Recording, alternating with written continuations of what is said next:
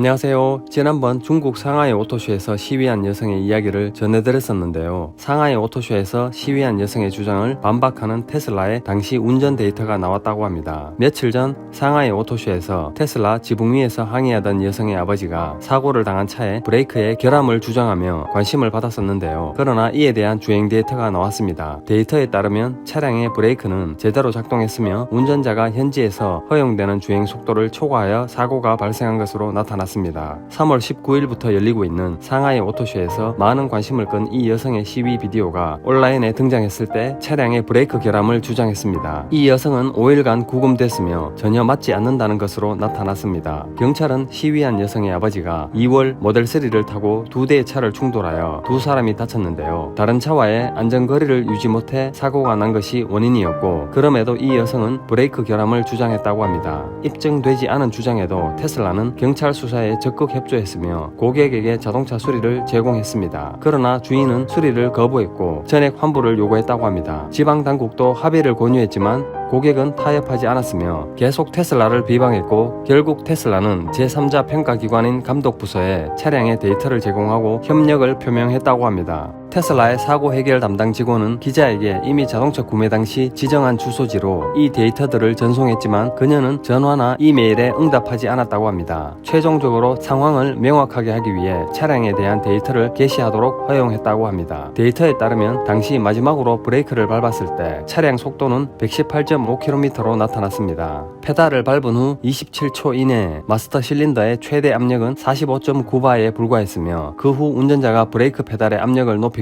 브레이크 실린더 압력은 92.7바에 도달했습니다. 정면 충돌 경고 및 비상제동이 활성화되어 마스터 실린더의 최대 압력이 140.7바로 충돌의 역할을 줄이는 역할을 했으며 AEB 활성화 후 1.8초 후 시스템이 충돌을 감지했습니다. 운전자가 브레이크를 밟은 후 속도는 계속 감소했으며 충돌 전 차량 속도는 45km까지 떨어졌습니다. 따라서 차가 고속으로 움직이고 있었지만 운전자는 잠시 동안 브레이킹을 강하게 하지 않았으며 충돌 전 차량이 멈추지 않았습니다. 비상제동 시스템이 활성된 후 빠르게 감속해서 충돌을 피하려고 했고, 운전자가 브레이크를 강하게 했더라면 충격을 더 줄이거나 피할 수 있었을 것이라고 합니다. 테슬라의 대변인은 사고 30분 전까지 브레이크는 완벽히 작동했다고 했고, 로그 기록에 40여 회 이상의 브레이크 기록이 정상적으로 기록되어 있으며 100km 이상의 주행을 반복적으로 했다고 했습니다.